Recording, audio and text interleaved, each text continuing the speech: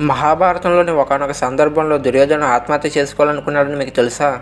పాండవులు అరణ్యవాసం చేస్తూ అష్టకష్టాలు అనుభవిస్తున్న సమయంలో దుర్యోధనుడు తన వైభోగాన్ని, అధికారాన్ని వాళ్ళకి చూపించి వాళ్ళని బాధపెడదాం అనుకుంటాడు. అదే ఉద్దేశంతో తన సమస్త పరివారాన్ని తీసుకుని పాండవులు ఉంటున్న చోటికి వెళ్తాడు. కానీ అక్కడ అకస్మాత్తుగా చిత్రసేనుడు అనే గంధర్వుడితో అతడికి గొడవ జరుగుతుంది. అప్పుడు చిత్రసేనుడు తన గంధర్వమాయలను ఉపయోగించి కర్ణ, శకుని, దుశ్శాసనులతో సహా అతని సైన్యం మొత్తాన్ని మట్టుబెట్టి దుర్యోధనుని బంధించి తీసుకుపోతాడు. అది తెలుసుకున్న పాండవులు చిత్రసేనుని ఓడించి దుర్యోధనుని రక్షిస్తారు. తాను ఎవరిని అవమానించడానికైతే పనిగొట్టుకుని మరీ వెళ్ళాడో ఇప్పుడు వారి చేత రక్షింపబడేసరికి ఆ అవమానం తట్టుకోలేక ఆత్మహత్య చేసుకోవాలనుకుంటాడు దుర్యోధనుడు. కానీ అప్పుడు రాక్షసులు అతడి కల్లో కనిపించి, దుర్యోధన, నువ్వు మాంసంతో జన్మించిన వాడు, ఇలా ఆత్మహత్య చేసుకోవాలనుకోవడం పిరికివారి లక్షణం.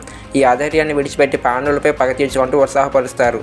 అది విన్న దుర్యోధనుడు తిరిగి ధైర్యం తెచ్చుకుని తన ఆత్మహత్య ప్రయత్నాన్ని విరమించుకుంటాడు. ఈ వీడియో మీకు నచ్చితే తప్పకుండా లైక్ చేసి సబ్స్క్రైబ్ చేయండి. అప్పుడు ఇటువంటివి నేను డైలీ ఒక వీడియో అప్లోడ్ చేస్తాను. Thank you.